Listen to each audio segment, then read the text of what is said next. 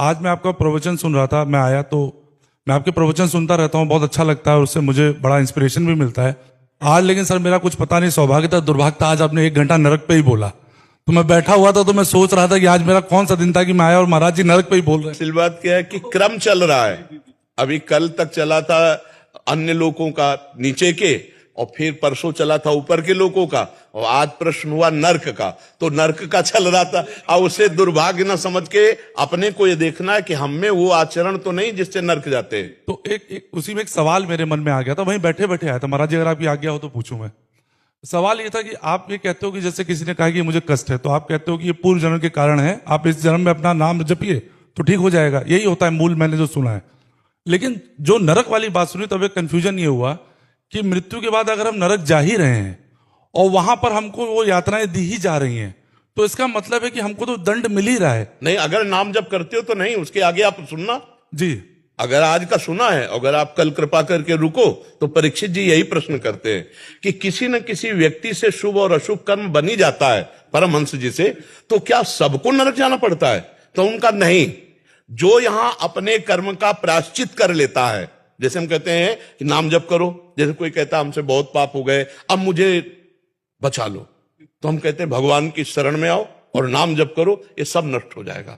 इस बात पर विश्वास करो कि जैसे हम उदाहरण में देते हैं कि वकील और जज, वकालत में पक्का दोषी माना गया और जज ने उसे फांसी की सजा दे दी, लेकिन एक पॉइंट है, वो राष्ट्रपति के द्वारा अपने को माफ करवा सकता है अगर राष्ट्रपति माफ करे। तो इसीलिए श्री भगवान कहते हैं सर्वधर्मान परित्यज्य मामेकम शरणम व्रज अहम त्वाम सर्व पापेभ्यो मोक्षयिष्यामि मा शुचा। ये बातें सुनने को भी उसी को मिलेंगी जो थोड़ा कहीं ना कहीं सात्विक होगा और थोड़ा न कहीं कहीं भागवतिक होगा। अगर वो ये स्वीकार कर ले कि हे भगवान मेरे से बहुत सी गलती हो गई और नाम जप करे, तो निश्चित वो नरक नहीं जाएगा, भगवान को प्राप्त होगा। ऐसा नहीं कि अब हमें जब नरक की सजा मिलनी तो मैं भजन क्यों करूं। नहीं, ये भजन उसका ये है कि शास्त्र की बात को थोड़ा लंबा सुने।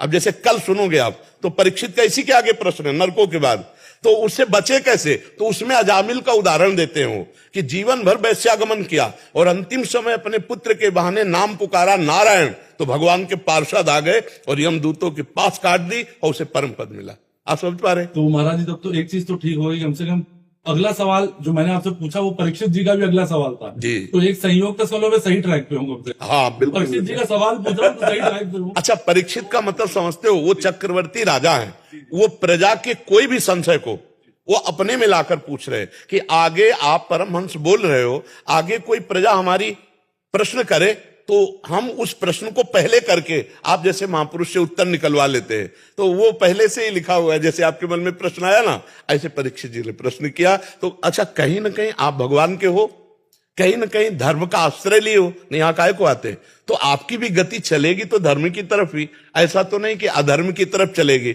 हाँ जरूर एक अलग स्वभाव होता है, एक होता है अंधविश्वास करके मान करके चल लेना, और एक होता है थोड़ा ठोक बजा करके देखना। तो वो थोड़ा बुद्धि प्रदान होता है और वो थोड़ा हृदय प्रदान होता है। बस दिन है तो दिन है, रात है तो रात है, ये होती पूर्ण शरणागति। और एक जो बुद्धि प्रदान होता है वो कहता है नहीं जी, ये लाइट का प्रकाश है, रात है, दिन नहीं है, हम देखना चाहेंगे कि सूर्य है कि नहीं।